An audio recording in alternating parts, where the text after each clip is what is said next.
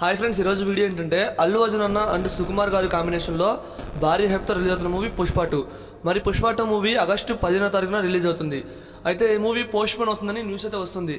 మరి ఈ మూవీ నిజంగానే పోస్ట్పోన్ అవుతుందా లేదా, అసలు ఎందుకు పోస్ట్పోన్ అవుతుంది అనేది ఈ వీడియోలో క్లియర్గా తెలుసుకుందాం పదండి. ఇక వీడియోలోకి వెళ్తే, మరి పుష్ప 1 బ్లాక్ బస్టర్ హిట్ అయింది. దానికి సీక్వెల్ వస్తున్న మూవీ పుష్ప 2. అయితే ఈ మూవీ షూటింగ్ అనేది కొద్దిగా డిలే అవడం వల్ల మూవీని అయితే పోస్ట్పోన్ చేస్తున్నారంట.